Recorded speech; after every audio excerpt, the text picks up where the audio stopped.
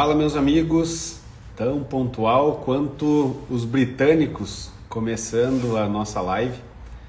E falo a vocês que hoje de manhã estava conversando com algumas pessoas influentes dentro do agro, também lendo algumas notícias e recebendo alguns reportes de mercado internacional. Eu falei, por que não, né? Essa semana nós não tínhamos feito nenhuma live por conta de agenda realmente, né? Eu participei de uma semana de agronomia aqui na cidade de Ponta Grossa, de uma instituição, o pessoal do Unopar me convidou, então participei na segunda e na terça, e ontem acabamos também inviabilizando a realização da nossa live. Eu falei, bom, mas não podemos passar uma semana sem falar do nosso assunto do momento, né? Eu não gosto de assumir a persona de um cavaleiro do apocalipse, mas com todos os insights, né, que eu recebi desses últimos dias e dessas conversas que eu tive com vários amigos e vários profissionais muito relevantes dentro do agronegócio brasileiro e também com relevância internacional, o que fica muito claro para nós dentro do setor dos fertilizantes é que o jogo mudou, né, e o mundo mudou. E infelizmente tudo que nós temos a respeito do agro brasileiro, ele foi construído, sua estrutura logística e de previsibilidade em cima do mundo multipolar e um ambiente muito harmonioso. Só que esse ambiente harmonioso acabou em 2022 com o ataque da Rússia à Ucrânia, né? O que nós vemos é que conflitos geopolíticos estão cada vez mais frequentes e constantes aqui, né, na nossa história moderna aí dos últimos 5, 7 anos que nós estamos vivendo, e as interrupções nas cadeias, né, logísticas, principalmente dos insumos agrícolas e nos transportes, são mais evidentes e presentes no nosso dia a dia. A volatilidade dos preços são sentidas, né, porque muitas vezes o termômetro de toda essa inconstância dentro do mercado é realmente uma adequação na questão do valor e o risco para a segurança alimentar. Isso é claro e evidente, né? Então, dentro desses poucos minutos que a gente vai estar reunido aqui, depois esses vídeos devem subir também para o YouTube, né? Vão ficar gravados lá, porque vários amigos me pediram, né? Logicamente, por conta do horário, agora a grande maioria deve estar para o campo, deve estar correndo, mas a gente vai trazer alguns assuntos bastante importantes, né? Hoje, infelizmente, o que permeia e nos rodeia dentro do agro é um cenário de incerteza estrutural, né? Então, que vieram a multiplicar, e hoje, o que a gente nos cabe, né, a fazer? É justamente diversificar parcerias e origens, embora a gente fique muito restrito, né? Principalmente os países do Golfo Árabe ali, que são, né, passam pelo mais importante corredor logístico do mundo, que é o Estreito de Hormuz. 40% da nossa ureia entra ou passa por ali, não necessariamente seja produzido, né? Mas algum país ali do Golfo Árabe acaba produzindo essa nossa ureia. Fortalecer a infraestrutura logística, óbvio que não é algo muito fácil e rápido de nós fazermos, afinal de contas nós não podemos esquecer que a gente mora no Brasil, embora seja, né, eu vou trazer alguns parâmetros e algumas comparações com relação ao mercado norte-americano também, que para nós hoje é o nosso maior competidor no mercado internacional, principalmente de commodities, né? Investir em tecnologia e sustentabilidade, isso é que faz o agro brasileiro realmente estar na vanguarda de todas essas tecnologias, né? E querendo ou não, a gente tem que agir com inteligência e diplomacia comercial, né? Independente do lado político que estiver à frente do nosso país, a gente espera deles que tenham políticas públicas e essa diplomacia seja seguida, porque é muito importante realmente para o agro brasileiro, né?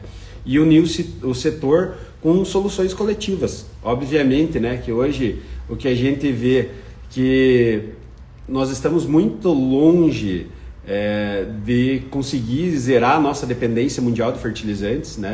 A gente acaba sendo refém, de certa forma, né, em cerca de 85%, 87% de todo o fertilizante que nós utilizamos na nossa agricultura. Então somos o celeiro do mundo, mas dependemos do mundo para produzir os nossos alimentos.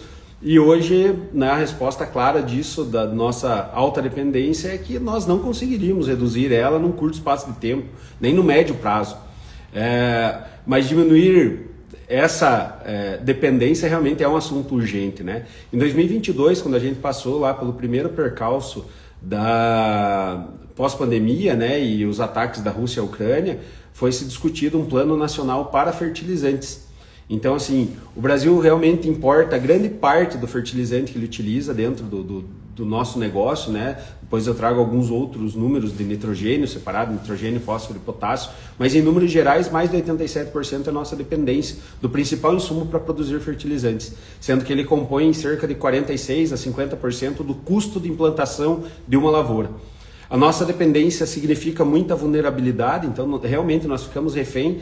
As decisões ocorridas, os impactos ocorridos a 10, 12, 15 mil quilômetros de distância são sentidas no bolso do produtor aqui no Brasil, né? E hoje investir no agora é garantir produtividade e competitividade para frente.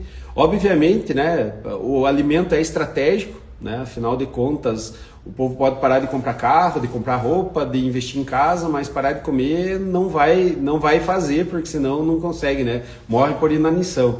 Mas o que a gente vê hoje, infelizmente, que as nossas políticas públicas, e aqui a gente não está assumindo nenhum lado, direito, esquerdo, né? Nosso caminho é para frente realmente.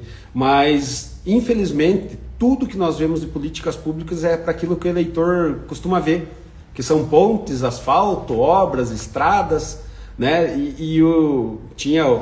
Isso daqui era um fato que um político que virou quase que um personagem folclórico, né? Que era o Paulo Maluf, que ele falava que realmente o eleitor só quer ver o que está acima da terra, o que está debaixo da terra não importa. E hoje nós temos, né, uma grande reserva, principalmente de KCl, que dariam 30% de autonomia nossa na região da Amazônia, né, debaixo do Rio Madeira. E hoje, pesquisa e desenvolvimento da cadeia de fertilizantes, essa exploração mineral, a produção nacional e a infraestrutura logística especializada, além de políticas de Estado a longo prazo, é algo que deve estar engavetado em algum lugar. Porque, obviamente, né, nós não podemos ignorar a relevância do agro dentro da economia brasileira. Afinal de contas, né, todo o resultado que nós temos anualmente é referência ao PIB agro. Então, nós somos a locomotiva do país. Mas, infelizmente, nós não temos nada de política pública pró a esse agro, né? Que nos faça evoluir, que minimamente nos não atrapalhe. Então, se nós tivermos um governo que não nos atrapalhe, já nos ajuda pra caramba. E chegou a hora realmente de nós olharmos, né, para o que sustenta o agro e desenvolver o país de certa forma. Então, planejar hoje realmente é colher amanhã. E hoje, né, o que a gente vê? Um panorama do agro. Um comparativo entre Brasil e Estados Unidos, né, os norte-americanos lá. O Brasil ele é muito bom e competitivo em produtividade. O custo de produção nosso é um pouco ainda mais elevado do que o deles, porque acaba tendo alguns incentivos. Tecnologia e inovação, muita coisa nossa que nós produzimos aqui acaba indo para os Estados Unidos, assim como tecnologias criadas pelos norte-americanos nós acabamos utilizando aqui. A infraestrutura e logística deles é muito mais eficiente do que a nossa, né? As políticas públicas que eles têm é muito mais voltada realmente ao produtor rural, o empresário rural, e a sustentabilidade também nós vivemos em grau de paridade realmente, né? Mas o que eu vejo que os pontos mais fortes lá dos Estados Unidos realmente, né? Alta escala, então eles produzem muito bem e são competidores à altura nossa aqui do mercado brasileiro. A tecnologia deles está consolidada, principalmente em questão de inteligência artificial, também a parte de mecanização, eles estão há algum tempo à nossa frente, né? E o que nos demora para a gente conseguir acessar toda essa tecnologia é justamente a morosidade que nós temos aqui e a insegurança jurídica que nós temos, né? Porque a grande maioria muda a regra do jogo com o jogo andando. Então isso para nós aqui, os produtores realmente, né, e quem faz parte dessa cadeia do agro acaba sofrendo e sofrendo bastante. E a logística eficiente, o que nós vemos lá por parte, né, do povo norte-americano é que tem uma via ferrovia ou hidrovia acaba fazendo uma grande diferença. Quando nós aqui, cerca de mais de 90% de toda a nossa produção ou a recepção, né, dos fertilizantes nos portos para o interior é feita de maneira rodoviária, com estradas precárias na grande maioria de todo o território brasileiro, com estradas simples, o que dificulta essa viagem, torna mais morosa, mais cara, né? Porque esse ano a gente está enfrentando aí, principalmente por conta do incremento da questão do petróleo, né, dessa crise energética que a gente vive por conta dos impasses e os conflitos lá no Oriente Médio. Então isso tem inflacionado e diminuído, achatado ainda mais as margens do produtor. E o mercado global fica mais nítido, né, que nós somos totalmente sensíveis a qualquer evento da geopolítica. O mercado segue pressionado e muito sensível a todos esses eventos. A crise no Estreito de Hormuz revela, né, realmente a nossa alta dependência e afeta o fluxo global, porque 20% de todo o petróleo mundial passa por ali, 35% de todo o enxofre, que é totalmente necessário para a composição do ácido sulfúrico e ácido fosfórico, né, para gerar os produtos fosfatados, e também o enxofre, que hoje está indo para a indústria do chip e a indústria de baterias de carros elétricos, principalmente, que é um grande competidor do agro, que paga até mais caro por esse produto, o que fez quadriplicar o custo desse enxofre. E obviamente que nós sentimos aqui na ponta, né, o Brasil sendo um dos maiores produtores de soja do mundo e consequentemente utilizando boa parte do fertilizante que entra, cerca de quase 35% de todo o fertilizante que entra anualmente vai destinado à cultura de soja. Então nós vemos aí esses preços se mantendo muito firmes por conta do mercado competitivo, a demanda mantida, né, e a produção um tanto quanto escassa. Obviamente que hoje o preço do fertilizante ele é tão importante quanto a logística, ou vice-versa, né? Porque eu costumo usar esse chavão aqui que fala muito a respeito o fertilizante mais caro, né? Aquele que não chega na fazenda e de fato o produtor pode estar esperando para acertar no olho da mosca, mas esse ano ele garantir esse produto que chegue a tempo para que ele esteja utilizando dentro da janela agronômica ideal para cultura de verão dele, principalmente a safra 26-27, eu acho que é o que realmente vai estar motivando, né? E o que nós vemos aqui, traçando um paralelo, né?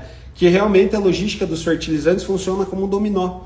Então, a partir do momento que nós temos fechamento do Estreito de Hormuz, ele afeta diretamente e indiretamente. Então, custo de frete marítimo, custo do seguro marítimo, custo do transporte marítimo, porque vai precisar de combustível originário e derivado do petróleo, então já sofreu aí várias altas. Quando nós temos esse trânsito, e até semana passada, né, o presidente de uma grande empresa, a maior de fosfatados do mundo, fala que quando nós olhamos para o Hormuz, uma regularização, ou hoje, se acabasse essa guerra, assim mesmo os impactos já estão evidentes dentro dessa safra 26-27. Quando nós vemos que o simples fato de travar essas indústrias que dependem desse escoamento via Estreito de Hormuz, elas não têm capacidade estática para produzir toda a capacidade nominal dentro do ano, de um planejamento anual. Então essas fábricas estão paradas. A partir do momento que está parada, a gente contempla minimamente um cenário de 90 dias, considerando uma chegada desses produtos aqui, que não se tenha demurrage nos portos, coisa que eu acho impossível, porque a gente está concentrando boa parte do volume que deveria ter vindo no primeiro semestre para o segundo semestre. Então a cadeia geral foi afetada em todas as etapas. Os efeitos chegaram agora, que a gente está vendo, né? O acréscimo nos preços, os custos elevados para a implantação dessa lavoura, não só no segmento do nitrogênio, fósforo e potássio, mas também a parte dos agroquímicos, e consequentemente todo esse custo vem achatando a margem do produtor.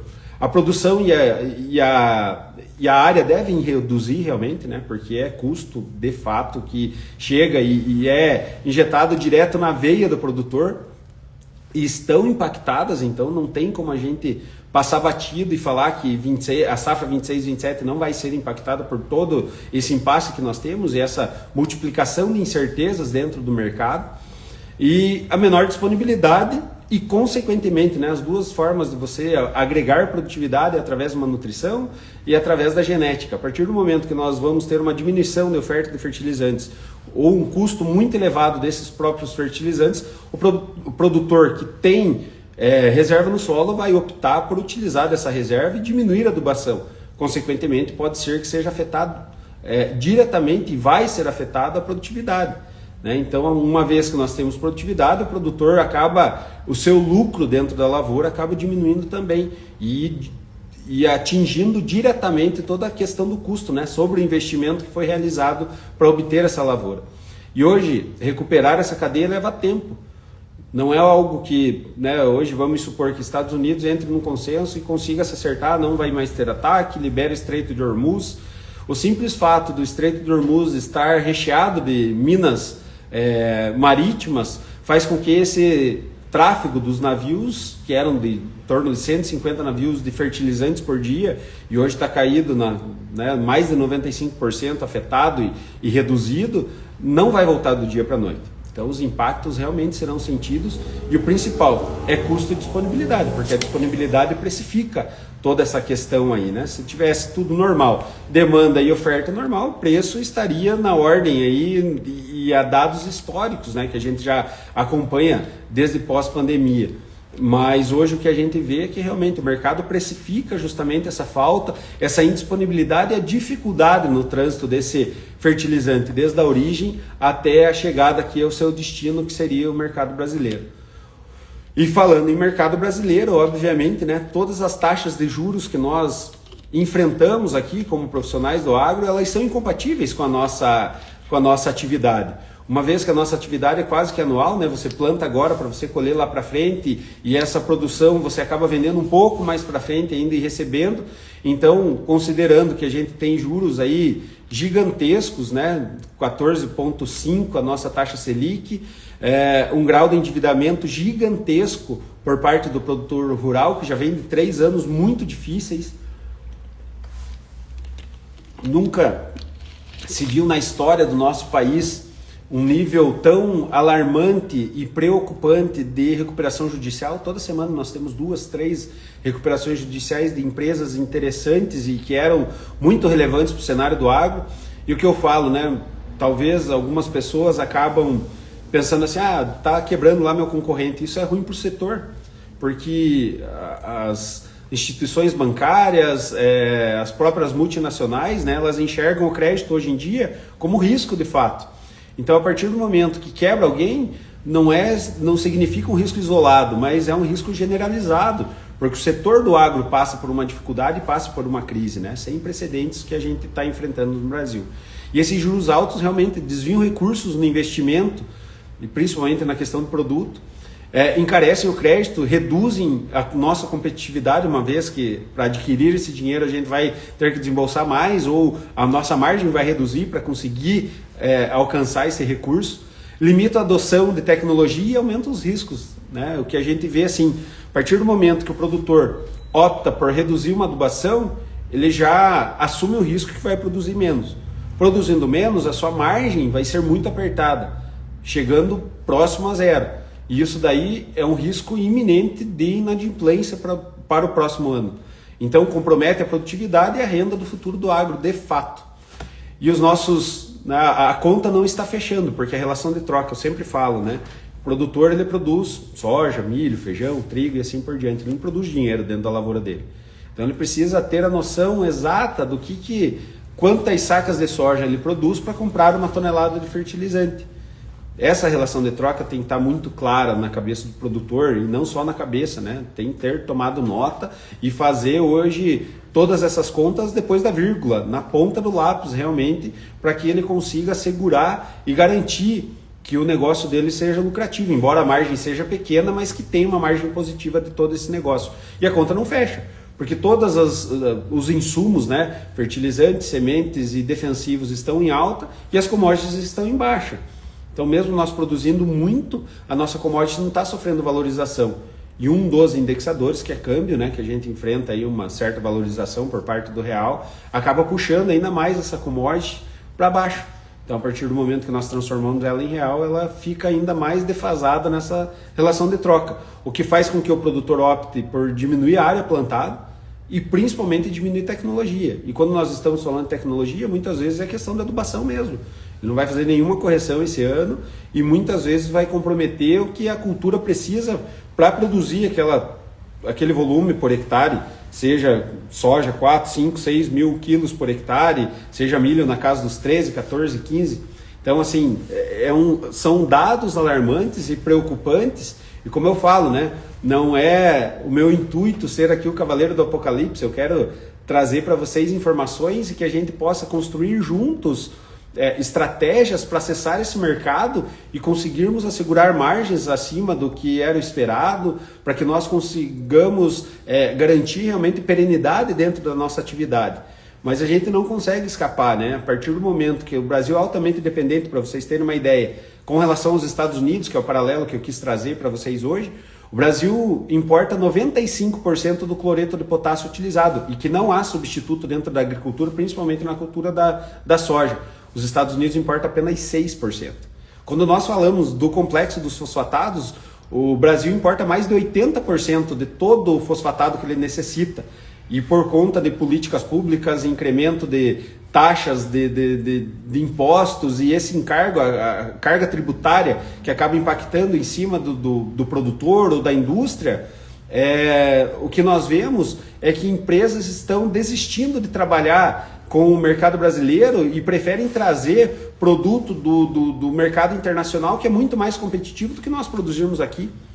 Então, quando nós falamos, né, do complexo de fosfatados, o Brasil importa mais de 80%. E o fosfatado importado pelos Estados Unidos são apenas 13%. Então, assim, se realmente acontecer uma quebra ou um colapso dentro da cadeia, os Estados Unidos está muito na nossa frente por conta da sua baixa dependência do produto de origem internacional.